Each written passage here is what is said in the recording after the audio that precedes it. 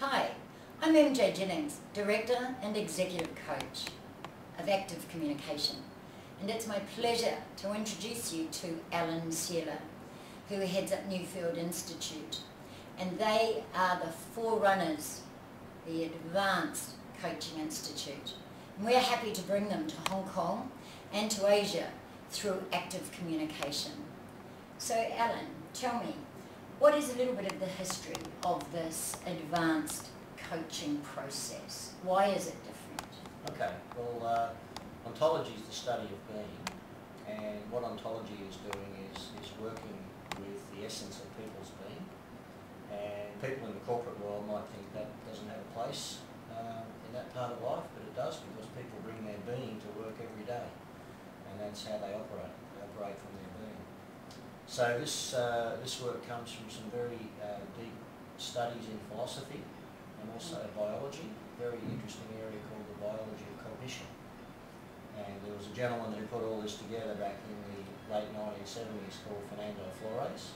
He set the foundation for this through his PhD, which he called Management and Communication in the Office of the Future.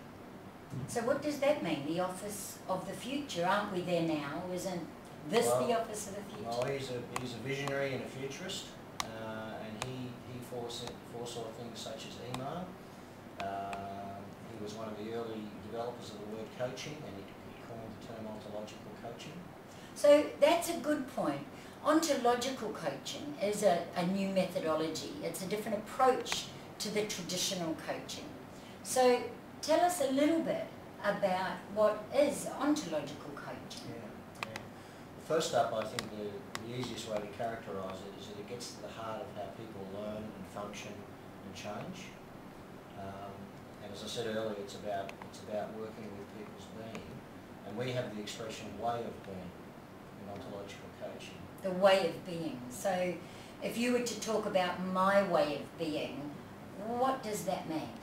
Well, it basically it's a way of looking at how people's perceptions and attitudes are actually driving their behaviour and communication. And many of these perceptions and attitudes are quite deep-seated and out of awareness, and without working intrusively but respectively, a coach can help people to discover many things about themselves that open up a whole lot of new possibilities about how they can work in their personal and professional life. Right. So specifically, an ontological coach is working in what we call three specific domains of someone's existence. And the first one of these is language.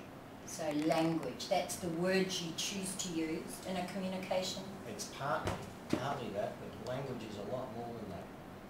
Because language looks at people's internal conversations, how they're speaking to themselves, but it's also looking at the invisible ways people use language to create reality.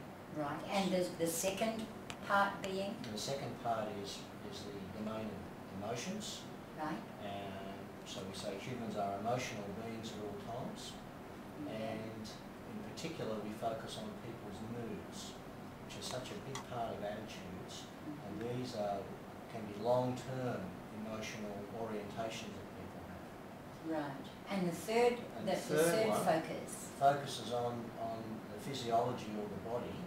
Right. What we know now is that when people learn and change, it's the nervous system that learns and changes, and the nervous system exists throughout the whole body.